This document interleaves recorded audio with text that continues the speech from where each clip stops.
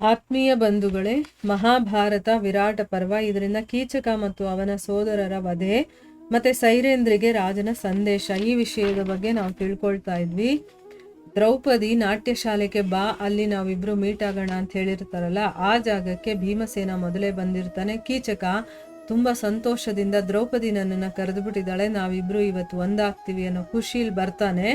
ಆದ್ರೆ ಅಲ್ಲಿ ಭೀಮಸೇನ ಇರ್ತಾನಲ್ವಾ, ಅವನು ಎದ್ದು ನಿಂತ್ಕೊಂಡು ನಾನಿವತ್ತು ನಿನ್ನನ್ನು ಕೊಲ್ದೇ ಬಿಡೋದಿಲ್ಲ ಅಂತ ಹೇಳ್ತಾನೆ. ಆಗ ಇಬ್ರು ಕೂಡ ತುಂಬಾ ಬಲಶಾಲಿಗಳು, ಇಬ್ರು ಕೂಡ ಭುಜಬಲಗಳಿಂದ ಒಬ್ರಿಗೊಬ್ರು ಹೊಡೆದಾಡ್ಕೊಳ್ತಾ ಇದ್ದಾರೆ.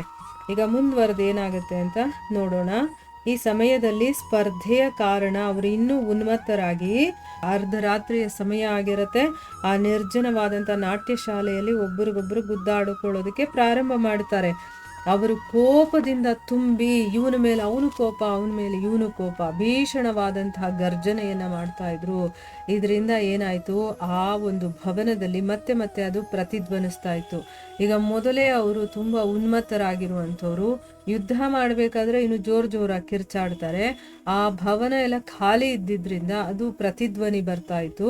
ಕೊನೆಯಲ್ಲಿ ಭೀಮಸೇನ ಏನ್ ಮಾಡ್ದ, ಆ ಕೋಪದಿಂದ ಅವನ ಕೂದಲನ್ನ ಹಿಡ್ಕೊಂಡ, ಮತ್ತೆ ಅವನು ದಣಿದಿರೋದನ್ನ ನೋಡಿ ಯಾವ ರೀತಿ ತನ್ನ ಭುಜದಲ್ಲಿ ಬಂಧಿಸ್ಕೊಳ್ತಾನೆ ಅಂತಂದ್ರೆ, ಹೇಗೆ ಹಗ್ಗದಿಂದ ಒಂದು ಪಶುವನ್ನ ಕಟ್ ಹಾಕ್ತಾರೋ ಹಾಗೆ ಅವನು ತನ್ನ ಭುಜಗಳಲ್ಲಿ ಅವನನ್ನ ಬಂಧಿಸ್ಕೊಳ್ತಾನೆ. ಈಗ ಕೀಚಕ ಕಿತ್ತು ಹೋಗಿರುವಂತಹ ಡೋಲಿನ ಹಾಗೆ ಜೋರ ಕಿರ್ಚೋದಕ್ಕೆ ಶುರು ಮಾಡ್ತಾನೆ. ಮತ್ತೆ ಅವನ ಭುಜಗಳಿಂದ ತಪ್ಪಿಸ್ಕೊಳ್ಳೋದಕ್ಕೂ ಕೂಡ ಪ್ರಯತ್ನ ಮಾಡ್ತಾನೆ. ಆದರೆ ಭೀಮಸೇನ ಅವನನ್ನ ಬಹಳಷ್ಟು ಸಾರಿ ನೆಲದ ಮೇಲೆ ತಿರುಗಿಸಿ ಅವನ ಕತ್ತನ್ನು ಹಿಡ್ಕೊಳ್ತಾನೆ. ಮತ್ತೆ ಕೃಷ್ಣಾಳ ಕೋಪವನ್ನ, ಅಂದ್ರೆ ದ್ರೌಪದಿಯ ಕೋಪವನ್ನ ಶಾಂತಗೊಳಿಸೋದಕ್ಕೆ ಅವನನ್ನ ಹೊಸ್ಕೋದಕ್ಕೆ ಪ್ರಾರಂಭ ಮಾಡ್ತಾನೆ. ಈ ರೀತಿ ಯಾವಾಗ ಅವನ ಎಲ್ಲಾ ಅಂಗಗಳು ಚೂರು ಚೂರಾಯ್ತೋ ಮತ್ತು ಕಣ್ಣುಗಳ ಗುಡ್ಡೆಗಳು ಹೊರಗೆ ಬಂದ್ವೋ, ಆಗ ಅವನ ಬೆನ್ನಿನ ಮೇಲೆ ತನ್ನ 2 ಮಂಡಿಗಳನ್ನ ಒರಗಿಸ್ಕೊಂಡು ಮತ್ತೆ ಅವನನ್ನ ತನ್ನ ಭುಜಗಳಿಂದ ಮುರಿದು ಪಶುಗಳ ಸಾವಿನ ಹಾಗೆ ಕೊಲ್ತಾನೆ. ಒಂದು ಪಶುವನ್ನ ಹೇಗೆ ಕೊಲ್ತಾರೋ ಆ ರೀತಿ ಅವನನ್ನ ಕೊಲ್ತಾನೆ. ಕೀಚಕನನ್ನ ಕೊಂದು ಭೀಮಸೇನ ಅವನ ಕೈ, ಕಾಲು ಮತ್ತೆ ತಲೆ ಎಲ್ಲಾ ಅಂಗಗಳನ್ನು ಕೂಡ ಪಿಂಡದ ಒಳಗೆ ತುರುಕ್ ಬಿಡ್ತಾನೆ.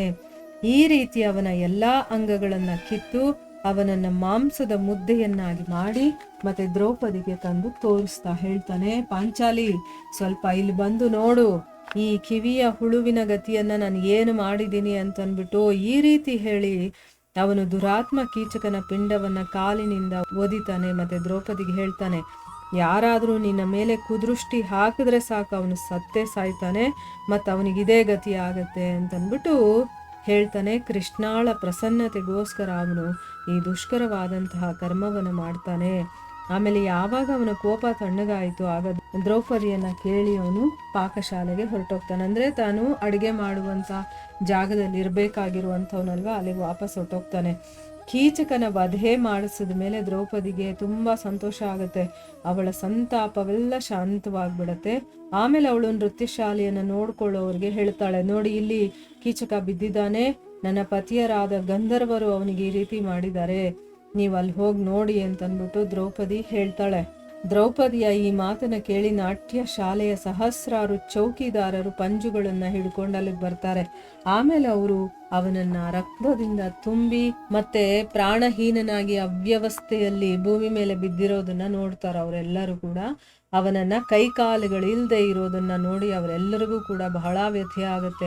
ಅವನನ್ನ ಆ ಸ್ಥಿತಿಯಲ್ಲಿ ನೋಡಿ ಎಲ್ರಿಗೂ ಕೂಡ ಬಹಳ ಆಶ್ಚರ್ಯ ಕೂಡ ಆಗುತ್ತೆ. ಅದೇ ಸಮಯಕ್ಕೆ ಕೀಚಕನ ಬಂಧು ಬಾಂಧವರೆಲ್ಲ ಅಲ್ಲಿ ಬಂದು ಸೇರ್ತಾರೆ.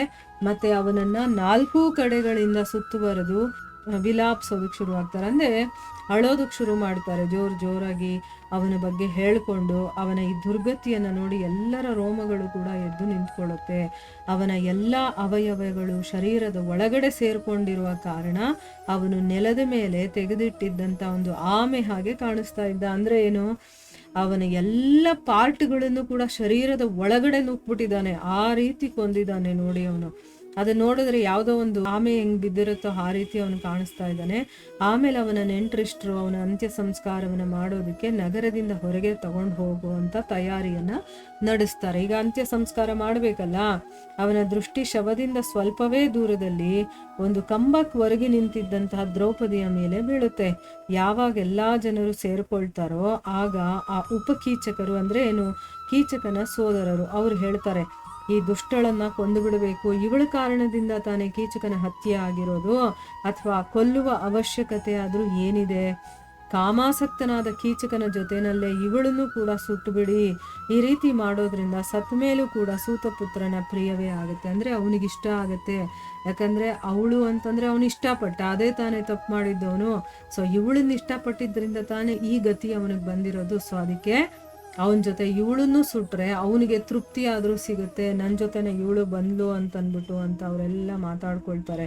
ಈ ರೀತಿ ಯೋಚನೆ ಮಾಡಿ ಅವರು ರಾಜ ವಿರಾಟನಿಗೆ ಹೇಳ್ತಾರೆ, ಕೀಚಕನ ಮೃತ್ಯು ಸೈರೇಂದ್ರಿಯ ಕಾರಣದಿಂದ ಆಗಿದೆ, ಅದಕ್ಕೋಸ್ಕರನೇ ನಾವು ಇವಳನ್ನ ಕೀಚಕನ ಜೊತೆನಲ್ಲೇ ಸುಡಬೇಕು ಅಂತಿದೀವಿ, ನೀವು ಇದಕ್ಕೆ ಅಪ್ಪಣೆಯನ್ನ ಕೊಡಿ ಅಂತನ್ಬಿಟ್ಟು ಹೇಳ್ಕೊಳ್ತಾರೆ.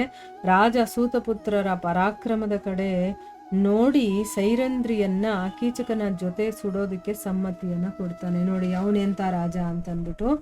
ಇವರೆಲ್ಲ ಈಗ ಬಿಡೋದಿಲ್ಲ, ನಾನು ಒಪ್ಕೊಳ್ಳಿಲ್ಲ ಅಂತಂದ್ಬಿಟ್ಟು ಆಯ್ತು ಕೀಚಕನ ಜೊತೆ ಅವಳನ್ನು ಕೂಡ ಸುಡಿ ಅಂತನ್ಬಿಟ್ಟು ಅವನ ಆಜ್ಞೆಯನ್ನ ಕೊಡ್ತಾನೆ.